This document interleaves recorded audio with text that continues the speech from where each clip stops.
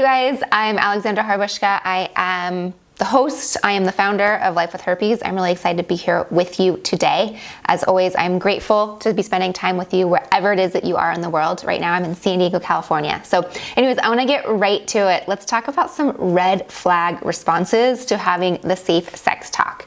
Now, as you know, and I'm totally guilty of it, we're all guilty of it, is having the sex talk is super awkward, not to even mention having the safe sex talk, right? Super awkward, super uncomfortable. No one really wants to have it. We all assume that everything's gonna be fine. We see it in Hollywood, we see it in the movies. People just jump right into the bed and everything's just fine. So of course, why would we want to have this really awkward safe sex talk? Okay, but here's some things that can be some really big red flag responses. When I say red flag, I mean, you should really take a second to think about this. So as you know, and I've talked about it in multiple episodes, multiple shows, this is your body. You only have one body. I have one body, you have one body. And if I don't respect my body, no one else is gonna respect it for me. So it's really important for you to take ownership of that, take control, respect it. Hey, I already have herpes, and chances are you do too if you're watching this. So we already have herpes.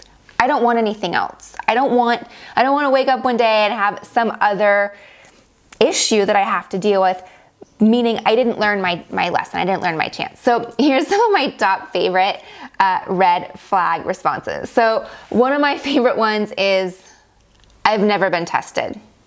All right, that's an issue. Okay, I can maybe see if you've never been tested and you're maybe like 15 and you don't want to tell your mom and you don't have a driver's license and you can't get to the clinic or you can't go to your doctors and you're too embarrassed. Maybe I can understand that one. Maybe let that one slide. But hey, if you're a grown ass adult and you've had multiple partners by now, I look at myself, I'm 36 years old. Over time, there's been different boyfriends and different partners. And if I were to say right now, I've never been tested, that would be a really bad thing. I have herpes, so that would have been really bad because I would have been passing it to people that I don't know, that I would be in denial that I'd have something. But for an adult to say I've never been tested, that's really not a good sign, and that's just something that you're gonna wanna have a deep conversation with him or her to let them know that, hey, this is not a weird thing. This is not like, oh, like too cool for school type of thing. This is your health, and this is part of getting physicals. This is part of getting, it's like going to the dentist, like these are things that we have to do in order to ensure that we're healthy. So that's a really big red flag is, hey, I've never been tested. This one's one of my favorites.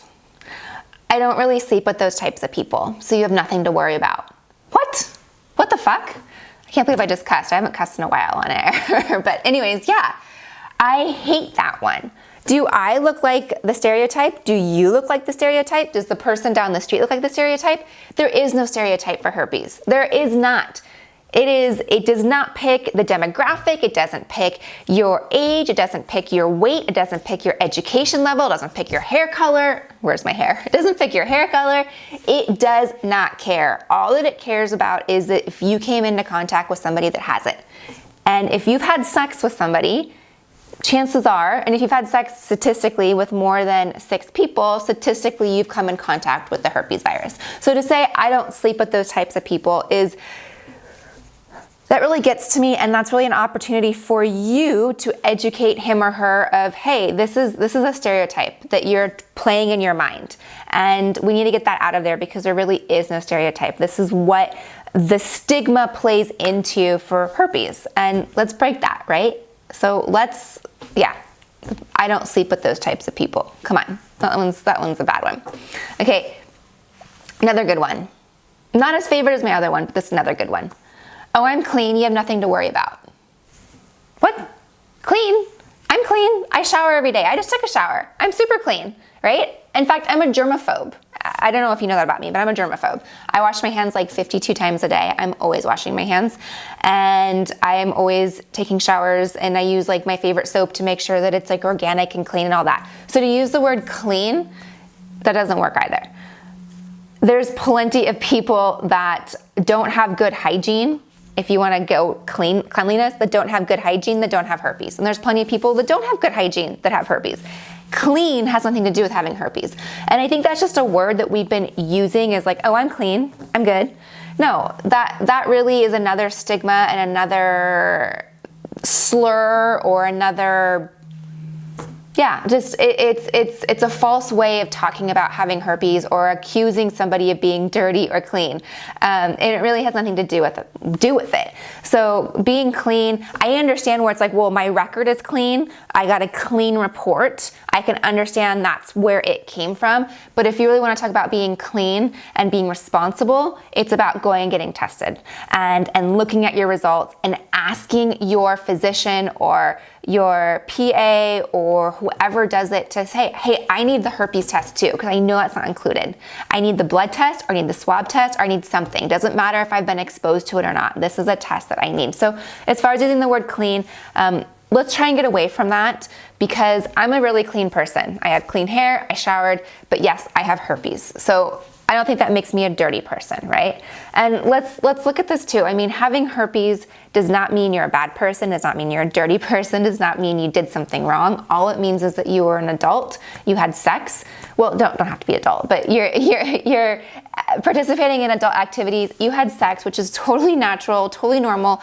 Most people in the world do, and it just so happens that you have a skin disease. That's it. All right, so like I said, I really want to encourage you to have this conversation. If you hear these responses, don't get angry, don't settle, don't be like, oh, you're right, yeah, like it's, you know what, he probably doesn't have it, or she doesn't probably have anything. No, take your own responsibility, and if you have these responses, use it as an opportunity to either educate that person or run for the hills. Red flag, total red flag. All right, if you have not joined the Life with Herpes Secret Society, I really want to invite you to do that. It really is such a wonderful place. There's hundreds of people in that community just like you, just like me, who have herpes, and really a lot of great things are happening over there. So go on ahead over to lifewithherpes.com, register, sign up, come say hi. I cannot wait to meet you. All right, my friends, I will see you in the next episode. Talk to you soon. Bye.